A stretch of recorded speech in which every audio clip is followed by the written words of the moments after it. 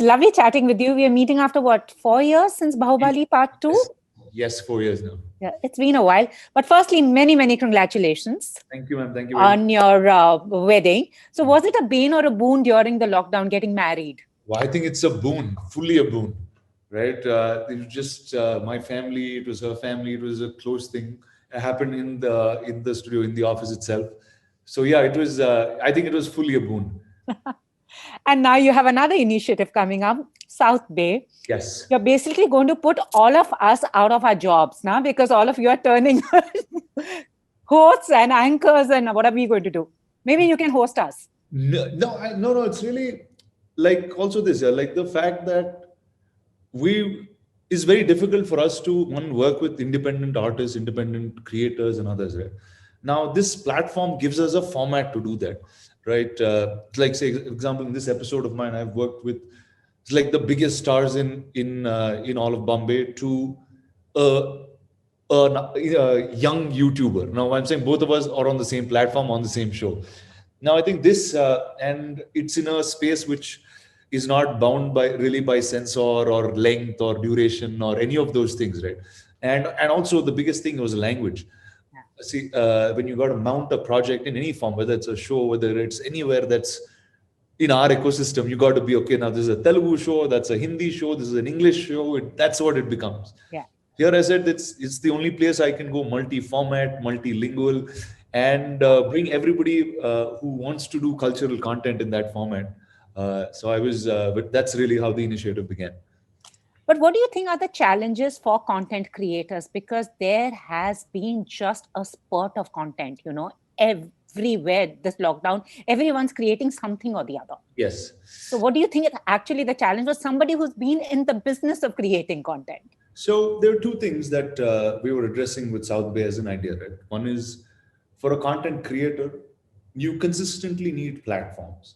And now for somebody who wants to go slightly more premium in the internet space, whether you're on IGTV or on YouTube or any of those free or subscribe platforms that you want to make, if you have to go up one notch, you got to go to either Netflix, Amazon, or any of the big giants, right? And that's not an easy access to everyone. And even the OTTs itself have their direction of how they decide they want to grow, so they can't pick up so much content either. So I said, let me be that curation platform. And like if you watch Netflix now, you can understand the entire culture of how Hollywood is built or how LA is, including shows like selling real estate in Los Angeles, right? You have everything that can be covered, but in India, there's so much of that culture, which whether it's through music, through gaming, through everything, through art, everything that's alternative, which doesn't have a platform to kind of showcase itself. So, which is what South Bay was. I said everything mainstream happened in Bombay. I said everything subculture happens in South Bay, and that's really how South Bay came to life. So here we're not bound. I mean, right now, see, I've worked with Bhuvan Bam on a show. I've worked with Raja Kumari on a show. I've worked also with Nani and Navdeep on a show. So it's like everyone from all languages, we kind of come together and we're able to make content on this. That's amazing. That's amazing. And also, haven't you noticed the demarcation that there was between stars and, new people between the South, North, East and West has somewhere got blurred. Everyone is... I think it's beautiful, yeah. I think that's beautiful. I think really we're now coming of time of being one content country in that matter of fact. See, we always, this is actually, I used to keep talking when I was during Baahubali, when probably that was the first film that brought us together as a Indian audience, right? This is an Indian film and this is all of India watched it together. And that really shows the size of India. And see, we always look up to a Hollywood or someone who's there. Now that's an ecosystem where everybody is together. Whichever part of the world they're making films for, they're all making it together, right? Yeah. Here, because we're language broken, the industries have emerged in different places. But I think now is the time to say, let's connect all of those and become the largest entertainment or content industry in the world. And I don't think we're very far from that. I agree with you because I've been consuming a lot of Southern content and it's available on Netflix and Amazon. Yeah. Otherwise, I wouldn't have got to see it in the North. Exactly. I think it's amazing. I think it's amazing what this new content world is now up to. What do you think are the challenges actors and film producers are going to face post-COVID? See, one is like any industry, this is an industry that's going to take a big beating. See, like in the sense of whether it's a hospitality, whether it's event, whether it's cinema, all of us fall in a similar category of large number of people coming to a certain place. Now, understanding wherever the COVID restrictions go, obviously that's going to be a very tough time till that piece is lifted off, because it's very hard for theaters to sustain on smaller percentages. See, as it is, theaters are not a extremely profitable business, first of all, and it's we barely break even on good seasons. They do. And so says the person who belongs to a family of producers and Yeah. creators. So I'm saying theater business is not the most elusive, which is why you see it consistently diminishing in India. Right? So unless that comes back, so that's going to be a little tight till COVID restrictions are out. But once they're out, we'll see a different kind of problem where there'll be so much cinema that's available. The programming will start getting extremely tight. We'll see a whole lot of content, but now I think it's time where, here you go, this is the OTT, there's a different story told for the web, for a feature film. See, so cinema will be about big spectacle, big movies where you want to come to a big theater and enjoy a more experiential piece than anything else. And I think OTT gives an advantage of just telling longer stories, longer characters, dwelling in drama much more, right? And I think like that, I think eventually filmmakers will start making that bifurcation. But till that happens, I think it's going to be pretty hard. It's going to be it's a new time. Yeah, it's really one is the good thing is it's a great time because anybody who wants to make content, who wants to tell stories, it's now the best time. But I think everyone has to make that shift, understand what they're going into. And also, this has been a time there have been murmurs. I'm sure you are also aware. I mean, you come from a family of filmmakers, but I was listening to your interviews, probably done everything from playing spot boy to editing to lifting cameras, multitasking. And it reminded me of something Shammi Kapoor said, that Prithvi Raj Kapoor would never give them a debut. He said, first be an apprentice, learn the process, and then we'll decide.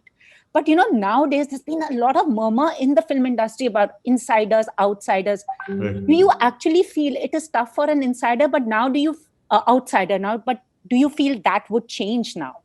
See, one is, I'm probably insider, outsider at all times. In Hyderabad, I become a super insider. In Bombay, I become a full outsider. So I kind of live both worlds every time I want to.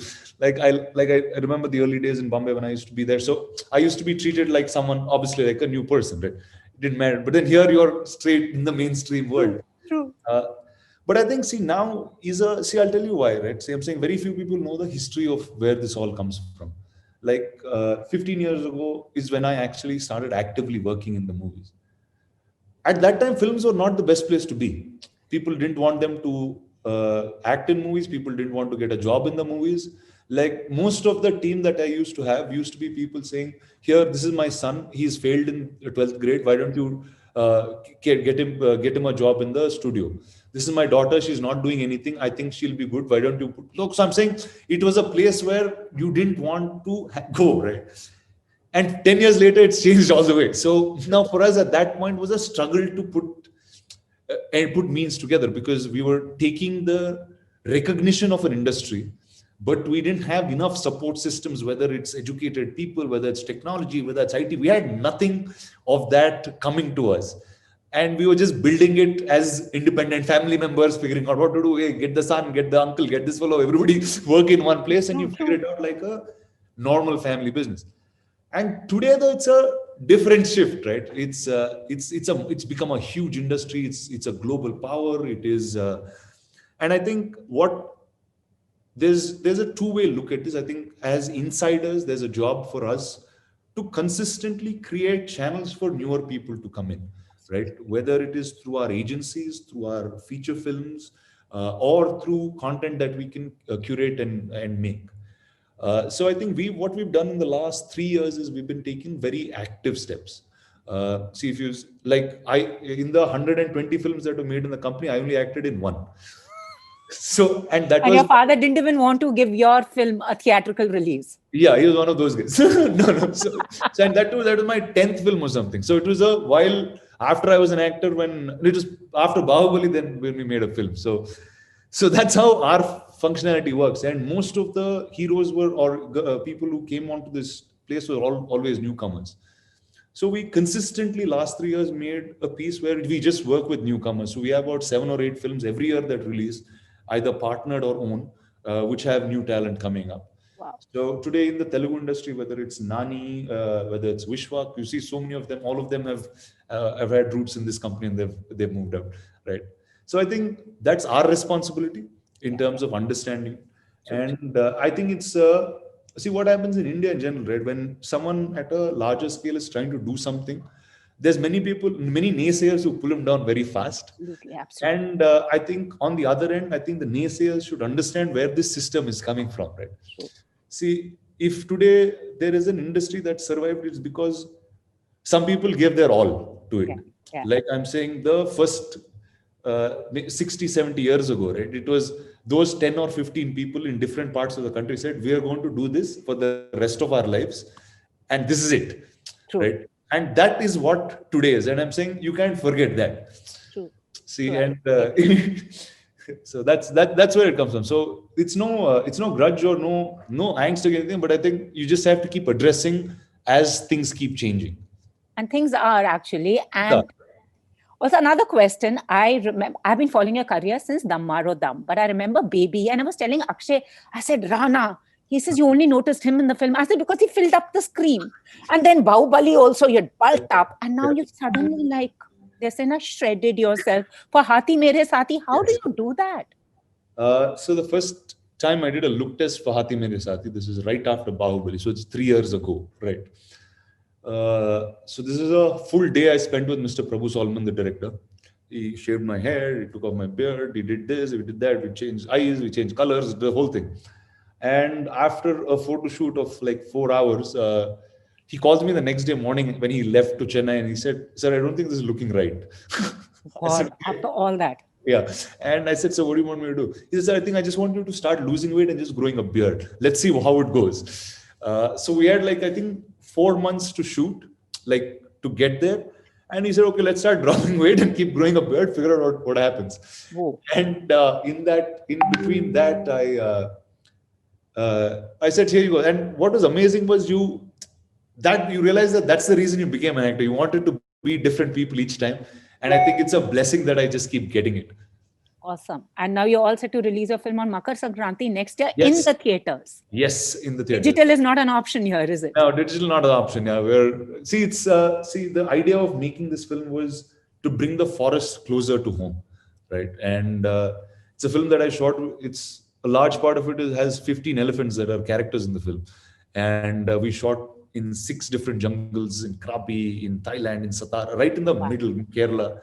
And when you're in the theater, right? See, very few people can actually go to a jungle and experience nature. And this film will give you all of that experience. So I said, I'd love for Eros that they've held on and wanted to go straight to theaters. Roman Polanski had said a movie is one which makes people forget that they're actually sitting in a theater. That's really what it is. 100%, 100%. And that's really what we strive to do in each cinema, where we made a world, we're just trying to pull you into that world, and that's what we try to do. And you were someone who loves comics, the manga comics, wants to make a superhero film. So when do we see that happening? Since everything is getting very inclusive, no longer you have superheroes as being those white guys. Yeah. We can have Baahubali was our own superhero, homegrown superhero. So now do we see that happening also? So look at this. This is how I grew up. So this is a Star Wars lightsaber. I bought it in 10th grade in America. And that's my replacement answer to it. I'm saying that's the mace from Baahubali. It's like, there you go. That's how we started. And yeah, I have 2 films that I'm actually working on. One with a director called Milind Rao, and the other with Manoj Nair. Both that are superhero based, comic books based IPs. So yeah, that's next in the line. I'm just waiting for the world to open up, and then we're on. Awesome. Who actually, if the superhero universe, the Marvel DC universe, who would you be? Thanos, Darth Vader, Thor, Iron Man? Who would you be? See, I'm a more Amarchitra Katha Hanuman type of guy. Mm. You'll be Hanuman, Bhima, you will be Duryodhan. That's more the vibe I like to take. See, I think India just comes with such a big lore of heroes.